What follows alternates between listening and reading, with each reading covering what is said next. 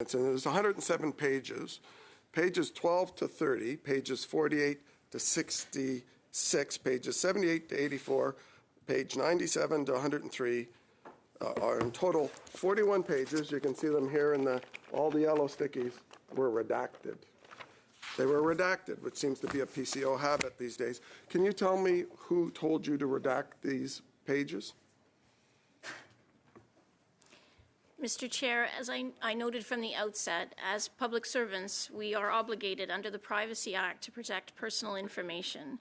That said, I would just really emphasize for the committee that we have taken some very exceptional measures to provide as much information as possible to strike a very delicate balance of giving the committee the information that they need to do their work while respecting the personal information of the individuals who were qualified for the various processes. And I would just say above and beyond that, we also had sought Ms. Verschuren's agreement to provide details for her appointment. But that wasn't my question. Who authorized or said that these pages should be redacted in PCO? Mr. Chair, we operate under the auspices of the Privacy Act, and we would have gone through the pages ourselves. My team would have looked and applied the Privacy Act. If we had any questions, we would have consulted with our legal counsel. As the Department of the Prime Minister's Office, did the Prime Minister's Office review this before it was released? Not to my knowledge, Mr. Chair. If they had an opportunity, not from our office, they wouldn't have reviewed it, no. Will you table with the committee all the emails within PCO and PMO with regard to, with this committee, with regard to what should be done with these documents before it was tabled in committee? I'm not quite sure I understand the question, but... Well, you would have had lots of communication, email back and forth when you got the stack of documents about what to redact and hide from the committee and what not to. So will you table those emails with the committee? We'll endeavor to see if we have any records on hand that could be helpful in that work, for sure. Okay, so, you know, it's really hard to get at the details of this thing because, of course, Ms. Verschuren testified, and the first answer is usually the correct answer. She testified 3 times that she has not applied for anything in her life, and that Minister Bains called her twice before that. And a week later, she wrote a letter saying, of course, she applied, and I suspect she applied after she had had the 2 calls from Minister Bains. So does anything that you've redacted here deal with the issue of Minister Bains' phone calls to Ms. Verschuren to talk about taking this on to the job she didn't apply for? Mr. Chair, we have provided the information as requested, so that would include the advice letter. As I mentioned, the advice letters that were requested, it would also contain personal information about the applicants. I would just underscore that we did note in our letter back that we didn't have any documents that had any transaction to the member's question between ourselves and the minister or the minister's office or the Prime Minister's office for that matter on her application or any further details. So you're obviously aware, the witness is obviously aware that we've been now 3 weeks dealing with, in the House, with a privilege motion of the breach of privilege of the House order for documents related to SDTC from every government department, which did not say censor them, redact them, but the government has redacted quite a few, including PCO is on the list. So if these documents were provided to the law clerk, were they provided in this form, redacted? Sorry about that. Yes, Mr. Chair, we would have provided exactly the same redactions to the package that we would have provided to the law clerk, and we would be consistent with the law. This is the list from the law clerk of the latest redacted departments versus the ones that didn't redact. There's a small list of didn't redact and a long list of did, and a couple of agencies here that have actually refused to comply. So what I'd like to know, because you're part of the Privy Council team, is who in the Privy Council office made the decision to send the order out to the two government departments saying, we want you to filter the House of Commons request through the Privacy Act and the Access to Information Act, that filter which was not part of the House's motion and is the point that we're discussing for the last 3 weeks in the House. Who made that decision to send that filter out? Mr. Chair, I wouldn't really be in a position to answer that. My assumption was I was here today to discuss the appointment. I guess to try to be as helpful as I can be on this point, we would apply the legislation, the Act, I to appreciate our that, but that's not what the House order was. So I'd like you to please Point of order, table Mr. with the Chair. committee. Point of order.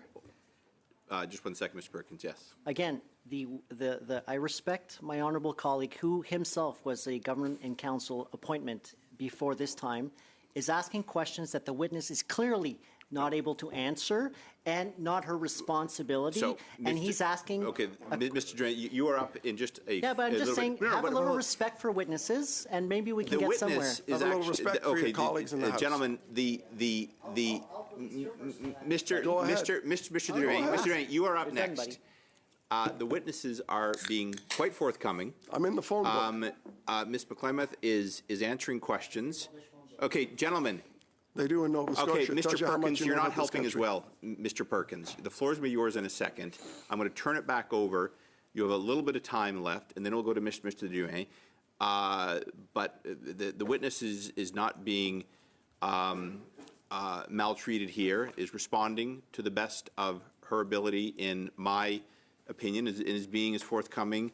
And I recognize Mr. Perkins is probing, which is his right to do. So, Mr. Perkins, I don't know if you want me to go right to the witness, because you've only got about 20 seconds left, or do you want a little bit of time? All right, you've got time to finish your questions, and then we'll hear from the witness. Thank you.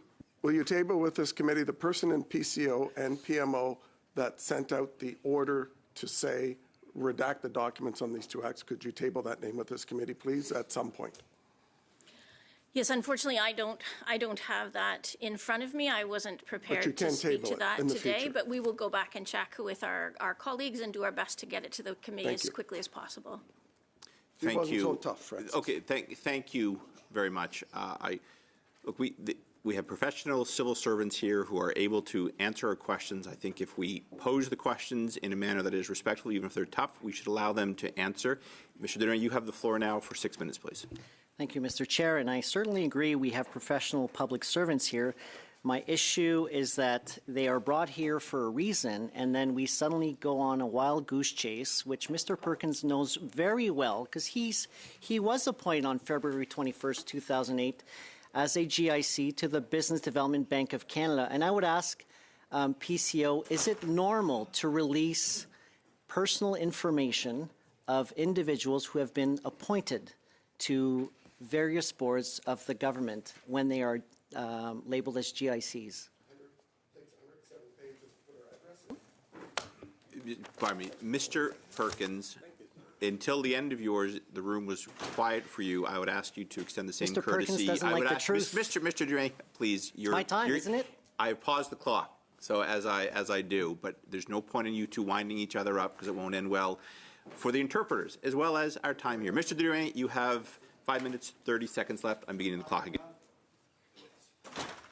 Mr. Chair, as I mentioned in my opening comments, absolutely, I think we do everything we can as stewards in the public service to protect the information that's provided to us, particularly in our line of business. As I mentioned at the outset, we respect the Privacy Act, and I think when somebody applies for a GIC position, they would absolutely expect that would be respected. But it's an HR management practice. If people are going to apply for positions, they will expect that their information is going to be held in strictest confidence. So if I was to table a motion today asking for Mr. Perkins' personal information because he was appointed by the government, Conservative government, back in 2008, and we know his history. We know he worked for Brian Mulroney, a Conservative Prime Minister.